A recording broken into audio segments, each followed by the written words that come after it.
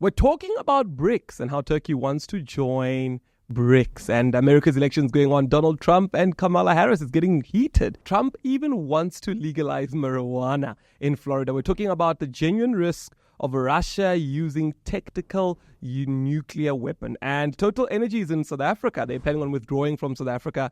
We hear and find out from the Minister Gwede Mantashe, 2 billion more still needed to complete the Gyani water project. Completely unacceptable. And here in the capital, in Tswane, the DA warns that Action SA wants to bring EFF into government in Tswane.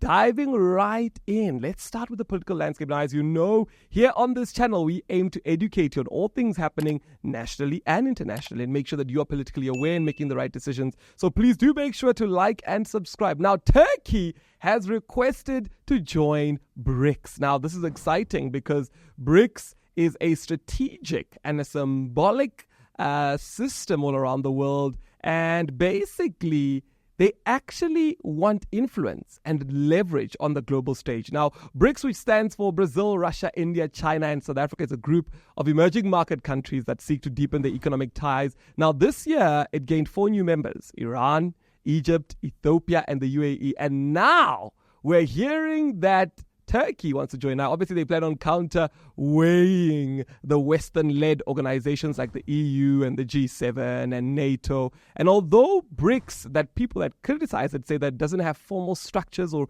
enforcement mechanisms or, you know, the military strength, however, it does have standards and rules, and they are beginning to visualize or to see this. So Turkey coming in is very big because Turkey used to be a Western ally and a NATO member since 1952, and now it wanting to move and join BRICS. It's really, really big, and it's positioning itself as an independent actor in a multipolar world and even becoming a pole of power in its own right. That's some of the stuff that opinions are saying. Now, let's hear from an economist who had to say something about this. Is on its own not mutually exclusive in terms of, being a part of NATO. The place that Turkey is geostrategically requires the country to be able to talk to all counterparties around the world. The real issue, potential issue, will be based on the fact that we live on a much more polarized world. So, we may end up finding out that if you are to be a part of BRICS, then you may have to take a step back from some other obligations. That's not because you would want to, but the other organizations that you're a part of may decide to dictate certain rules on you as a country. So on the face of it, Turkey looking to engage in a more, organic manner with the BRICS countries is not a bad thing. It's a part of the world economy. It's a growing part of the world economy, and that's fine. So far as it doesn't really put the country in collision course with its NATO allies, and considering the backdrop of all of this, then where, we are morphing into a world where the traditional alliance structures that were set since the end of World War II are coming under a lot of pressure. It is going to be an area to watch, although on its own, I think it is a positive move for Turkey to consider looking at a 360 all around the world. Now, my thoughts around this is that this is very good because for a very long time, we've had NATO, we have the EU, and all these countries that come together, the G7, that bully other countries. Their currency is the one that's the strongest. Everybody should listen to them. And they sort of become global superpowers that control the rest of the world. Now, to see that Turkey wants to break away from that, or is even willing to break away from that to become a member of BRICS, is really encouraging. And it's important because we need to see the spread of power being sort of fair and equal so that all political parties and all countries have got an equal standing in fighting for their people to become better. Now, moving on to the political party that overtook the ruling ANC in KwaZulu-Natal, the Umkhonto sees that the party seems to be growing, but there are some issues there. The MK party had 10 members who were sacked from National Assembly. They lost their bid to be reinstated in the Western Cape High Court. The application filed by the group sought a court order prohibiting the party from putting forward replacement candidates in the National Assembly. Judge Kate dismissed their application for an urgent interdict. The group told the court last week that they had given up their jobs to become MPs, and their expulsion, as claimed by the party's leadership, was bogus. However, the court found that they had not an established or a reasonable apprehension of irreparable harm, nor was an alternative remedy available to them. Now, the party has said that it has negatively impacted it. Let's listen to what the party spokesperson said. It's disingenuous of them to have made such remarks in the beginning. They put the cart before the horse. They misled the public by, firstly, even in that press briefing. We would do nothing of that nature. Look, in good nature, we allowed them knowing very well that it was going to be for a temporary measure to occupy the role of members of parliament. So why would we be at the last minute be punitive? We were not. These are just, like we say, recalcitrant members who are ill-disciplined and who should have just engaged with the party leadership. And this is something that could have been resolved where they are either deployed elsewhere. It's not something that they didn't know. And I've mentioned also on this channel that we've engaged with these comrades and in a cordial discussion, they knew exactly what was coming. So for them to have reacted the way that they did was totally out of tune with the principles and the disciplines of the party. From the onset, this was just dead in the water. We are focusing on our role as the official opposition. This is just a sideshow of individuals who were very opportunistic, clearly, because they were not in the party for purposes of advancing the agenda of, doing what we need to do, which is to emancipate our people. Now, there you have it. The MK party spokesperson, Nsamulo, he says it's disingenuous of the 10 expelled members to appeal the party's decision while knowing that they were temporary MPs. Now, in a media statement, the MK party has welcomed the Western Cape High Court judgment. Now, my opinion about this, because people have asked me about this, my opinion is that every single person who is in public service needs to remember that it is public service. It is not a position that you can cling or hold on to. It is you serving your country. And at any time, the political party or that specific constituents that you represent can decide that you should not go back. Now, people have often said, but this is the way politics is done. Are we not going to create a system where people get into politics, they quickly eat because they're afraid that they're not coming back? And are we not just going to have the same issues that we continue to have in politics in Africa and in the world? My opinion of that is that that is not quite true. I believe in the politics where you are bringing in a solution, and that solution is what should stand supreme and what should drive you, not the politics of the stomach. I actually believe that many people that are politicians should not be getting into politics for salary or monetary. They should be getting in politics really to serve the people. I believe it's more like being a pastor. It's a calling that you fulfill, and you fulfill it in the watchful eye of the public. And that's how politics should be. Is it happening like that? But it should be like that. Now, people have asked me and said, as the president of Arise South Africa, what is it that you are going to do? Are you joining the MK party? Because there are lots of people that have joined the MK party. Now, as Arise South Africa, we did sit down and we discussed this. And I will tell you what our decision is as we continue to go along in this show. Now, as much as there is a lot going on in our national politics, the American run for the 2024 elections has taken the world by storm.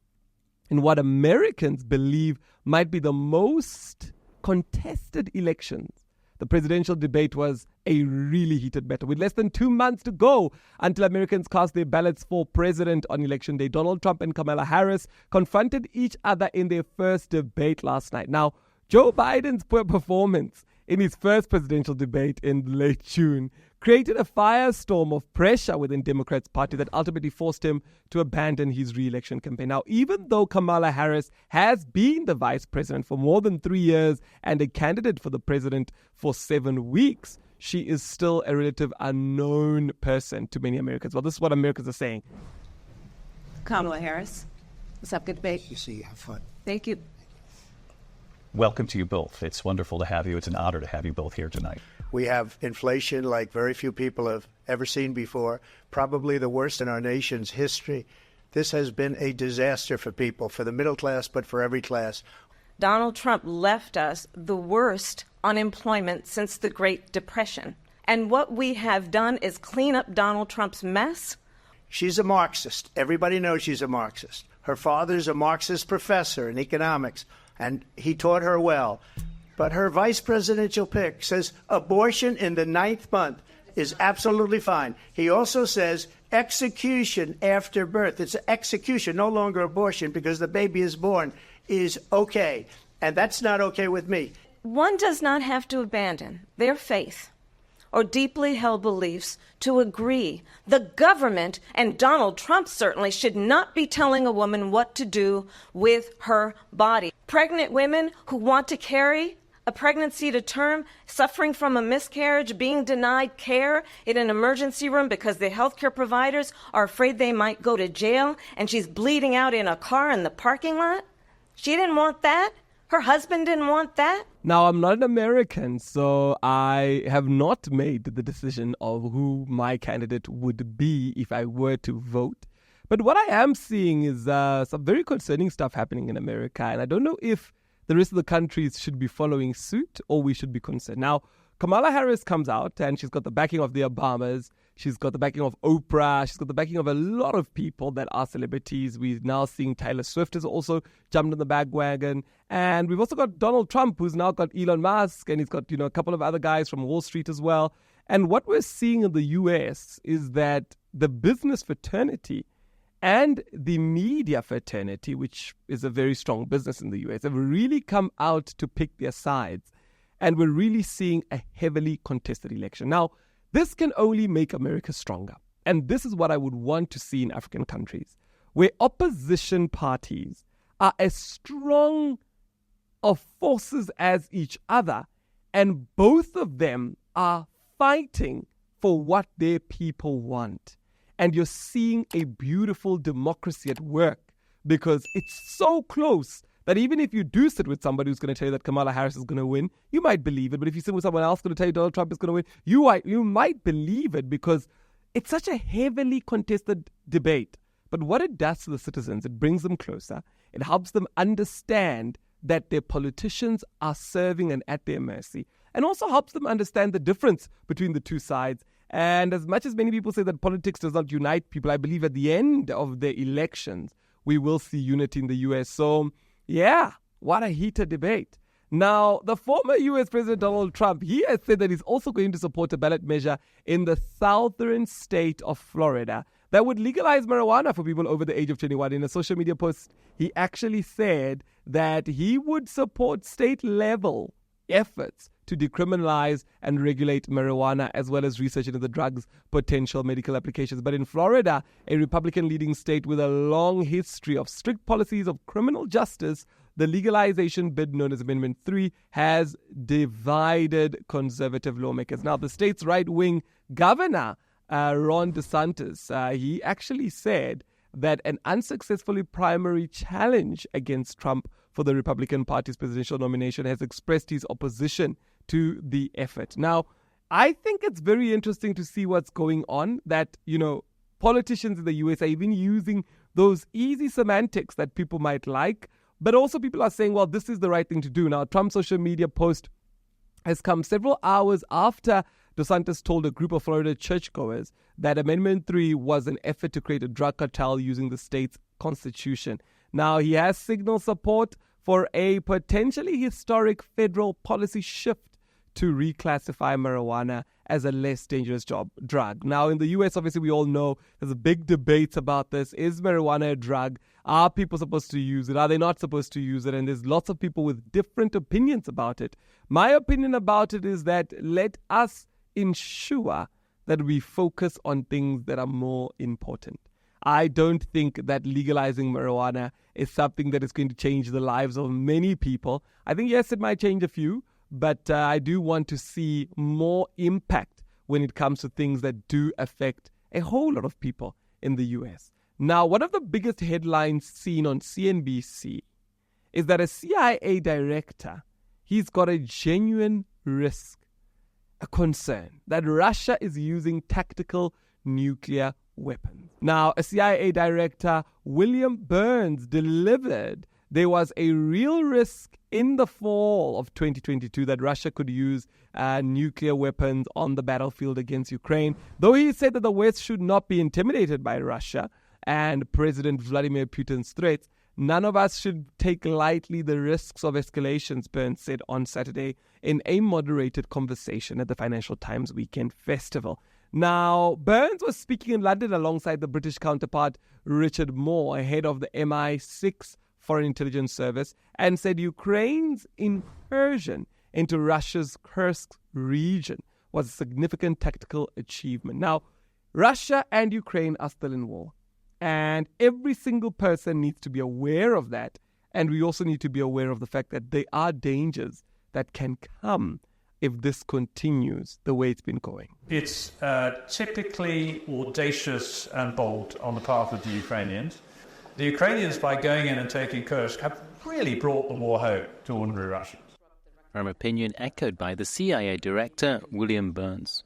The Kursk offensive is a significant tactical achievement. It's not only been a boost in Ukrainian morale, it has exposed some of the vulnerabilities of Putin's Russia and of his military.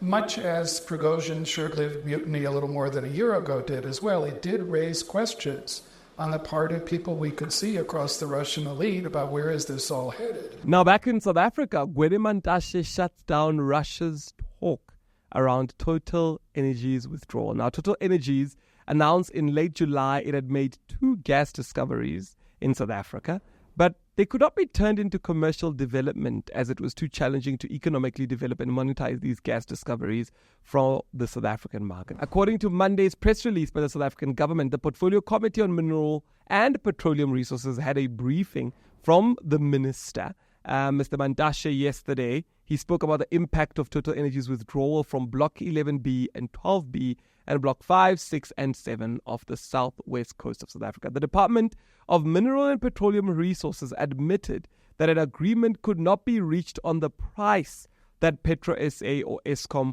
would pay for the gas. Minister Mantashe said Total Energies' decision to exit the operation came from commercial considerations. He expressed confidence that other companies would emerge to pick up where Total Energies left off. Now, South Africa has got a vast amount of gas. And the fact that Total Energy is backing off does not mean that the gases or will not be used or will not be created in South Africa. It's been there. We just need companies that can do so. And this is my cry. I wish we had African companies that would be able to actually come on board and actually assist with this. Because imagine if we could actually do this ourselves. It would boost our economies like never before. The fact that we expect other countries to bring their conglomerates to come and do it, it really leaves us in a very vulnerable position. Now, to a story that I spoke about in the past, the Giyani Water Project. Now, 2 billion more is needed for the Giyani Water Project to be completed. I mean, it's been 10 years. You will remember that the Giyani Water Project was a project that money was paid, officials were paid, however, it was never finished. And now, seeing that government is reprioritizing again means more billions are going to be spent, 2 billion more. Again, we are tired of saying wasteful expenditure is a thing that we need to get rid of in Africa. It's really, really harming us moving forward. Now, I want to come and talk about what's going on in Tswane. The DA in the city of Tswane has accused Action SA of secretly negotiating with the Economic Freedom Fighters, the EFF, to bring into government the EFF in Tswane. In a statement, the DA spokesperson, he accused Action SA using its internal review process of the coalition in Tswane as a buying or a time buying to bring the EFF into government. Action SA's recent social media attack campaign on the multi-party government in Tswane is a clear indication that the internal review process is nothing more than a smokescreen to buy time while they finalize a deal to bring the EFF into government in the capital city. Their campaign, which highlights service delivery issues in Tswane and attempts to place the blame solely on the DA, is deeply hypocritical. Here's a quick look at the stats of the percentages the political parties have in Tswane after the local elections. Now, the ANC is on 34%, the DA is on 32%, and the EFF is on 10%. So you can see that it's really a city where it's very easy for things to change politically. But the big argument people have is that when you have a city where things are easy to change politically, things don't work, things don't really move forward. And I think that's not true. if you look at the city of Tswane, I think the fact that it's such a heavily contested city with political parties almost neck to neck, I like the fact that they keep having these back and forths, but there is a mayor and service delivery is continued. Because what it essentially means is that if the mayor does not continue and a new mayor comes in, he's definitely going to be watching oversight that the things he implemented are done properly, but also vice versa. I believe that when a political system is very heavily contested, you sort of get the best idea to win, and you get one person to run, or the best idea, which would be the mayor, and the other to strictly check and review every single thing and watch every single thing and spotlight and highlight every single thing to ensure that things are getting done. And that's the reason why we hear a lot of noise from Tswane. But I believe that the city is improving. I do stay in Gauteng, and I've looked at it. I do believe that it is improving. But also, I do think that there is a lot of noise about the things that are not going well. Because obviously when it's a political system like this and things are heavily contested, there will always be a lot of noise. Now, I know we've brought you a lot of information today, and it's because we haven't been coming up, and we will be coming more and more. But we wanted to bring you all this, help you shape in your mind and understand and assess what is going on politically around you. Now, back to the question of what will Arise South Africa be doing? Because all other political parties are joining the MK party. Arise South Africa will be remaining as Arise South Africa. We will not be joining the MK party, although it is a party that we are happy about, like we are happy about all political parties in the country. We believe that political parties should grow and that elections should be heavily contested so that the best ideas may win. But we will be remaining as Arise South Africa. And allow me to end this episode by saying, Arise South Africa, arise. Thank you so much for joining us.